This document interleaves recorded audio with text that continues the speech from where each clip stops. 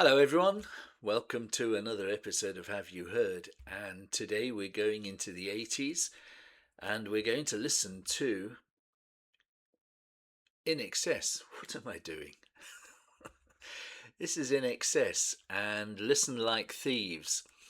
1985, towards the end of 85. Australian band, of course, and one of my favourite bands from the second half of the 80s into the 90s, up until vocalist Michael Hutchence died in 1997. And I've got a couple of stories to tell, as usual.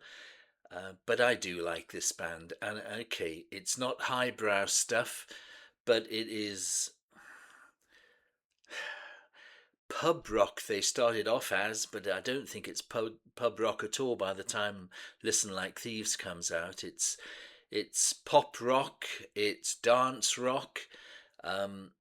It's just great to drive to listen to move to. Yeah, man. And I was a cool hip 32-year-old when this came out. Oh, the world was my oyster. Enough of that silliness. Let's listen to the song first of all. And I hope there are some INXS fans or some people who would like to listen to INXS hanging around the channel. If you do enjoy this, please like and subscribe. And we've got 180 odd videos linked on the playlists below. So delve in and have a look and see. But we're going to be moving a little bit into the 80s from time to time over the next few weeks. I've been threatening it for quite a while and it's going to happen now. But let's listen to the song first. We're listening to Kiss the Dirt, Falling Down the Mountain. I didn't even mention that.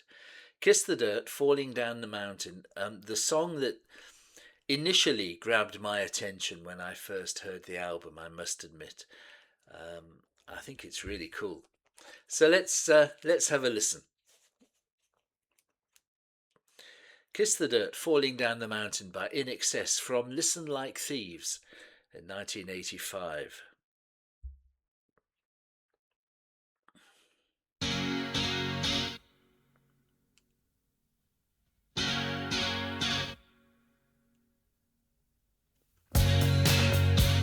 Playing in the dust, we find the seeds of doubt. Don't water them with your tears. Don't think about all the years.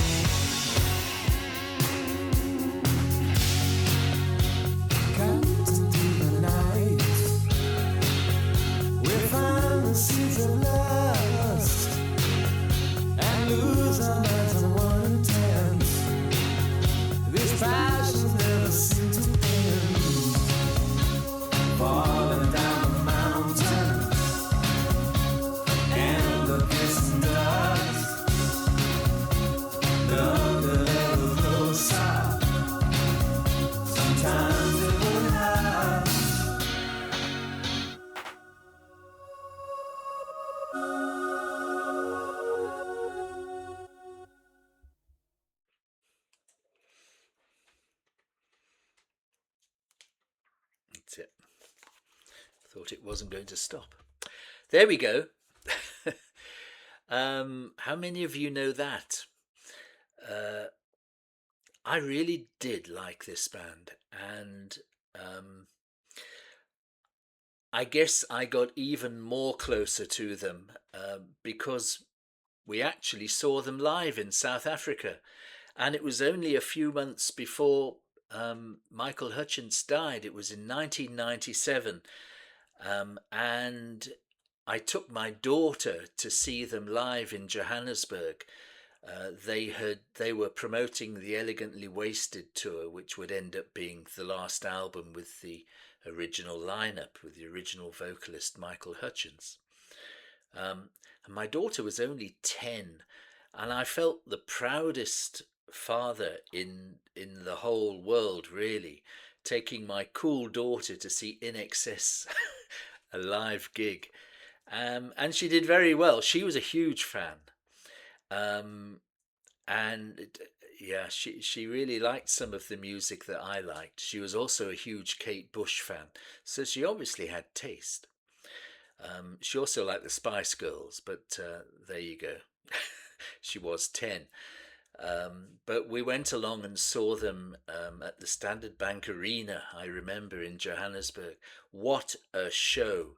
We had good seats, um, just above, in front, great view of the stage, and they were superb. Um, and reading up later afterwards, and even reading up for this now, um, those those sentiments come through from everybody. What a great live band they were. And of course, they really got big in the UK around about 89, 90. They did a big gig at Wembley Stadium in London, sold the whole place out. And I think the tape, before it became a DVD, the VHS tape was a huge seller. Um, and it just showed what they were like.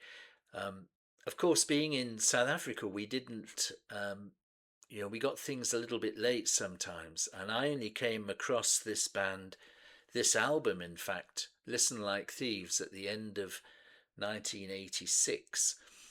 Saw them on TV, and I thought, my goodness me, there's almost a bit of Rolling Stones in them. And certainly with Michael Hutchence as the lead vocalist, he had that jaggerish kind of approach to the frontman role. Um, but they were so tight musically. Three Farris brothers, they were originally known as the Farris Brothers Band. Andrew on keyboards, who was I think, the eldest of the brothers and the main songwriter. John on drums, who I think was the youngest, and Tim on guitar. And then Michael Hutchence on vocals, Gary Beers on bass, and Kirk Pengilly on guitar and sax. Sax often had a huge role to play, and lots of their biggest hits had sax on it, didn't it?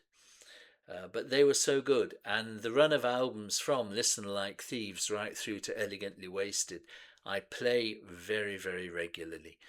Um, Great for when I'm feeling upbeat, I'm in a good mood. As I say, or if I'm driving, CDs are in the car. I love it. Really good. And yeah, interestingly, after when they lost when they lost Michael Hutchence, the lead singer, um, they did a reality show to find a new lead vocalist.